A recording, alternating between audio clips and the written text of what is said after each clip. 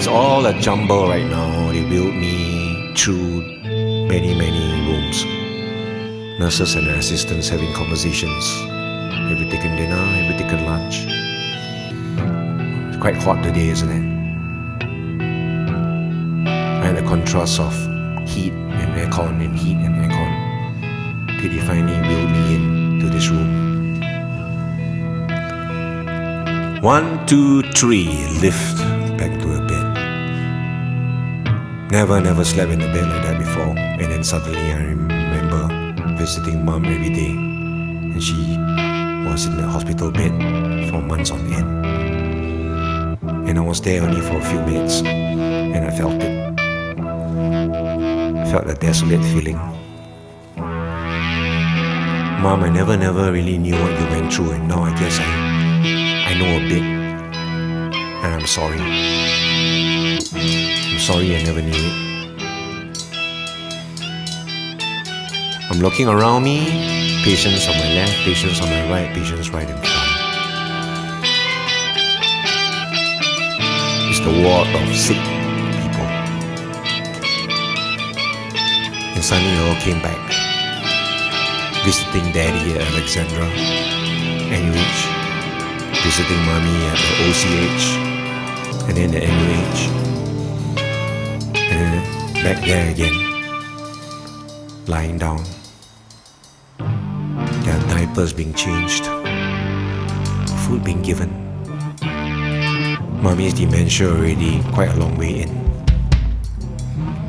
Daddy was just quiet there, staring at the sky or the ceiling. And I keep telling him before I left, Dad, whatever it is, don't give up, don't give up, don't give up, Dad, don't give up, don't give up. And I'll say a prayer for Mom before I leave. Mom, oh Lord Jesus, please pray that Mom will be fine and that she have the strength to overcome all this. And she did for a while. And then she had a stroke. And then she was back again. And that was it.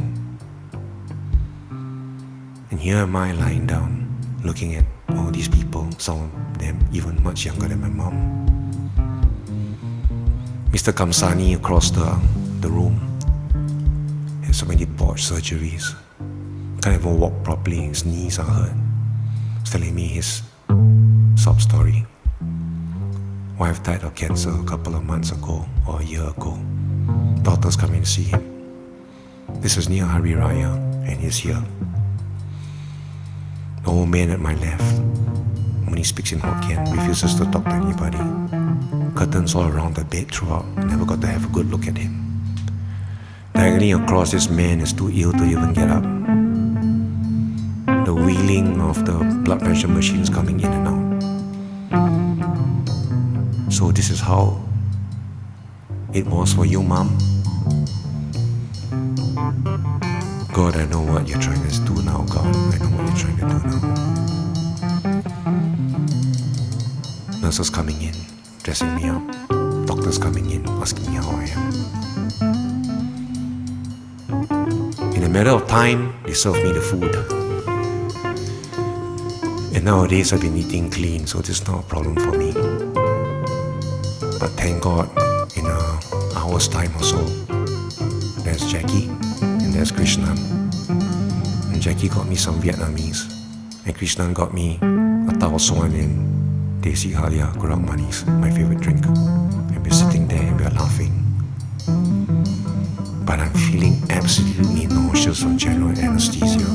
5 hours worth of it. Feeling faint because I haven't been eating since midnight of last night, so I've not eaten for 25 hours. But I can't seem to eat much because I'm nauseous from the anesthetic.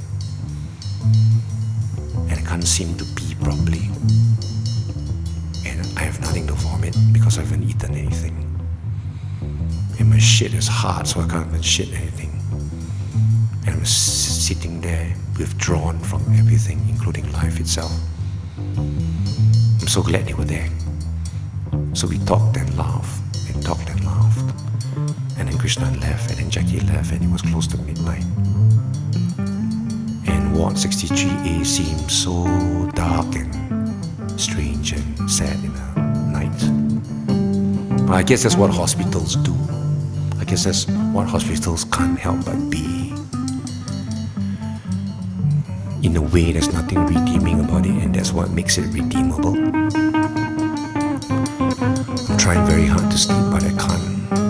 Slight throbbing pain at the left side of my face, but nothing I can't bear. It's the nausea that I can't bear the most. So they're injecting anti-nauseous medicine through my veins intravenously. Second round I felt better, but I still feel really, really sicky. So like a ghost, I'm walking through the hallways, staring at the nurses, getting warm cups of water, but the more I drink, the more nauseous I become. I'm looking out at the view, I'm looking down from the building, feeling like maybe it's a bit of a prison, and I've only been there a few hours. Mommy, how must have been for you? Daddy, now I know how it's been for you. And I had no idea how it was for both of you. I'm lying there thinking and waiting for what my destiny holds. What does it say? Where do I go now? What do I look for now? All along I'm sitting down and thinking, oh no, I hope I'm able to make it out in time for sunrise service. I don't even know the songs how to prepare, the scores in my bag. I kept thinking and kept rehearsing the songs in my head. Keep asking myself, hey, I hope I can make it. I hope I can make it. And at the same time, this vomity feeling is coming out at me and overwhelming me. How am I gonna make it?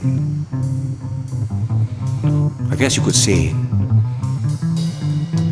that I'm reminded of everything that can happen to me in the future.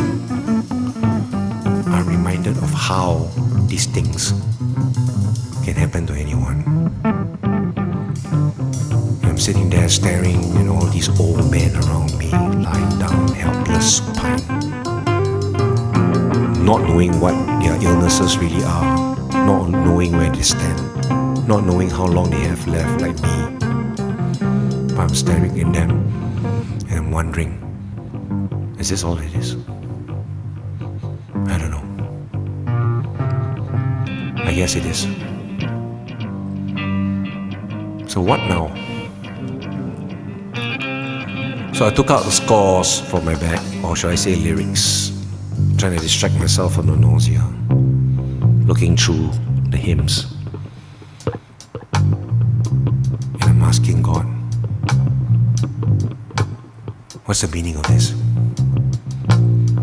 Where are you leading to me to now? You know, Good Friday just passed, and I'm probably gonna miss it. But maybe I could make it. So is there a symbolic meaning behind this, God? Let me know if there's something that you wanna tell me. So I'm looking through the hymns and I'm staring at the darkness that's welled in this hospital room, looking at the souls here like me, wondering when it's time to leave. What are you saying to me? Not to take life for granted, to be grateful that I escaped. What should it be?